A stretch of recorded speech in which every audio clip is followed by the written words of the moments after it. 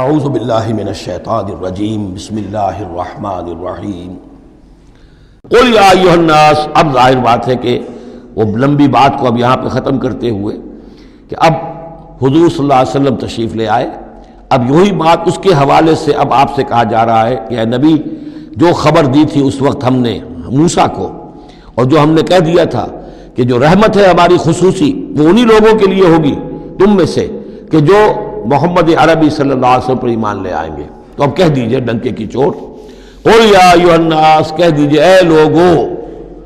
اور یہ پھر بہت نوٹ کرنے کے قابل ہے کہ ہم نے اب تک جتنے رسولوں کا تذکرہ سنا ہے، پڑھا ہے سورہ اعراف میں، وہ یا قوم یا قوم یا قوم، اے میری قوم کے لوگوں۔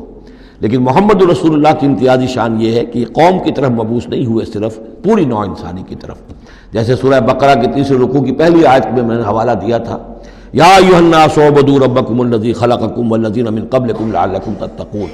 تو یہ آفاقی رسالت ہے، عالمی رسالت ہے، انسانی سطح پر ہے۔ قل یا ایھا الناس انی رسول اللہ الیکم جمیعا، میں اللہ کا رسول ہوں تمہاری طرف، سب کی طرف۔ الذی لہ ملک السماوات والارض، یہ بات 5 مرتبہ قرآن میں کہی گئی ہے مختلف الفاظ میں کہ حضور کی بعثت پوری نوع انسانی کے لیے ہے، جس میں سب سے نمایاں آیت وہ ہے وَمَا أَرْسَلْنَاكَ إِلَّا كَافَّةً لِلنَّاسِ بَشِيرًا وَنَذِيرًا، ہم نے نہیں بھیجا ہے محمد آپ کو مگر پوری نوع انسانی کے لیے بشیر اور نذیر بنا کر۔ باقی یہ کہ اور مختلف اسالیب میں 4 مرتبہ اور یہ بات آئی ہے کہ آپ کی بعثت جو ہے کسی خاص قوم، کسی خاص ملک، کسی خاص رنگ اور نسل کے لوگوں، کسی خاص قبیلے کی طرف نہیں ہے، بلکہ پوری نوع انسانی کی طرف ہے۔ قل یا ایھا الناس انی رسول اللہ الیکم جمیعا الذی لہ ملک السماوات والارض، میں اس اللہ کا رسول ہوں جس کے لیے آسمان اور زمین کی بادشاہی ہے، لا الہ الا ہوا، اس کے سوا کوئی معبود نہیں، یحیی و یمیت، وہی زندہ رکھتا ہے اور وہی موت وارد کرتا ہے۔ فآمنوا باللہ، تو ایمان لاؤ اللہ پر، ورسولہ النبی الامی الذی، اور اس کے اس رسول پر جو نبی امی ہے، اور جو یؤمن باللہ وکلماتہ، جو ایمان رکھتا ہے اللہ پر اور اس کے کلام پر، اس کے کلمات پر، اس کی باتوں پر، واتبعوہ، اور اس کی پیروی کرو، لعلکم تہتدون، تاکہ تم ہدایت پاؤ۔ یہ گویا کہ اعلان عام ہوا محمد رسول اللہ صلی اللہ علیہ وسلم کا کہ وہ جو بات اللہ تعالیٰ نے حضرت موسیٰ سے کہی تھی، یہ اس کے مطابق میری بعثت ہوئی ہے۔ اور اب گویا کہ جیسا کہ میں نے آپ کو بتایا تھا، یہ تمہید ہے، تیاری ہو رہی ہے، چونکہ اب مدینے کی طرف سفر کرنا ہے، یہ صورت پہلے نازل ہو گئی ہے تاکہ وہ ذہن تیار ہو جائے اس کے لیے کہ اب یہود کے 3 بڑے بڑے قبیلے وہاں پر آباد ہیں، ان سے براہ راست مسابقہ پیش آئے گا۔ ابھی تک براہ راست خطاب یہود سے نہیں ہوا، یا بنی اسرائیل سے کوئی خطاب نہیں، گفتگو ہو رہی ہے محمد رسول اللہ سے یا اہل مکہ سے یا حضور کی وساطت سے مسلمانوں سے، لیکن یہ کہ وہ باتیں ساری وہ آ رہی ہیں کہ جن کا اب محل جو ہے واضح ہو جائے گا ہجرت کے بعد۔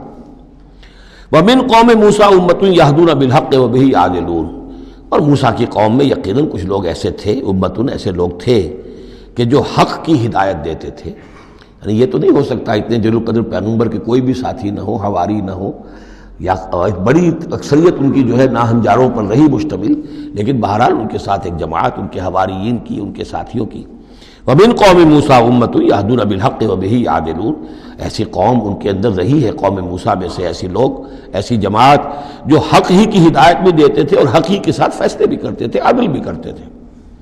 وَقَطَّعْنَاهُمْ اثْنَتَيْ عَشْرَةَ أَسْبَاطًا أُمَمًا، اور ہم نے انہیں علیحدہ علیحدہ کر دیا 12 بڑی بڑی قبیلوں کی جماعت میں، اسباط امما، بار جماعتیں بن گئیں، علیحدہ علیحدہ ان کی امتیں بن گئیں، علیحدہ قبیلے بن گئے، کیونکہ یہ 12 بیٹے تھے حضرت یعقوب علیہ السلام کے، اور ان میں سے ہر ایک سے ایک قبیلہ چلا ہے۔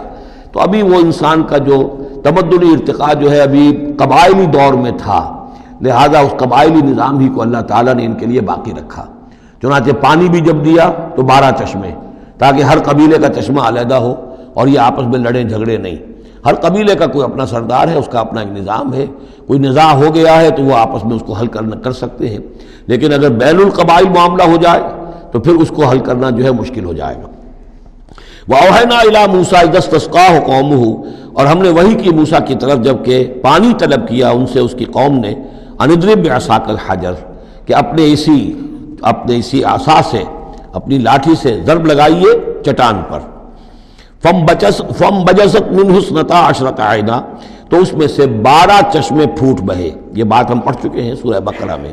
قد علم کل اناس مشربہم، ہر قبیلے نے، ہر قوم نے پہچان لیا، معین کر لیا اپنے مشرب کو. مشرب یہ بھی اس میں ظرف ہے، پینے کی جگہ، اپنا گھاٹ معین ہو گیا. یہ چشمہ ہمارا، یہ چشمہ ان کا، یہ چشمہ ان کا ہے، یہ بنی لاوی کا ہے، یہ فلاں کا ہے، بنی یہودا کا ہے. وَظَلَّلْنَا عَلَيْهِمُ الْغَمَامَ، اور ہم نے ان کے اوپر سائبان ابر کا طاری کر دیا تاکہ دھوپ سے بچیں. وَأَنزَلْنَا عَلَيْهِمُ الْمَنَّ وَالسَّلْوَىٰ، اور ہم نے ان پر من اور سلوہ کے ذریعے انہیں خوراک بہم پہنچائی، اتارا ان پر ہم نے من اور سلوہ. کلوا من طیبات ما رزقناکم، کھاؤ ان پاکیزہ چیزوں میں سے کہ جو ہم نے تمہیں رزق میں دی ہیں. وما ظلمونا، اور انہوں نے کوئی ہم پر ظلم نہیں کیا. ہم پر کیا ظلم کر سکتے تھے، ہمارا کیا بگاڑ سکتے تھے. وما ظلمونا، انہوں نے ہمارا کیا بگاڑا، ہمارا کیا بگاڑ لیں گے. ایک حدیث قدسی میں آتا ہے کہ میرے بندو، اگر تم سب کے سب اولین اور آخرین اور انس اور جن سب بدترین جیسے ہو سکتا ہے تم میں سے کوئی شخص ویسے بن جاؤ تب بھی میرے خزانے میں کوئی کمی نہیں آئے گی. اور تم سب کے سب اولکم و آخرکم و انسکم و جنکم سب کے سب مل جاؤ اور بہترین میرے مطیع بن جاؤ، میرے بندگی کرنے والے بن جاؤ، میرے خزانے میں کوئی اضافہ نہیں ہوگا، میں تو غنی ہوں. تو وما ظلمونا، انہوں نے ہم پر ہمارا کچھ نہیں بگاڑا. ولکن کانوا انفسہم یظلمون، لیکن وہ خود اپنی ہی جانوں پر ظلم کرتے رہے. صدق اللہ العظیم.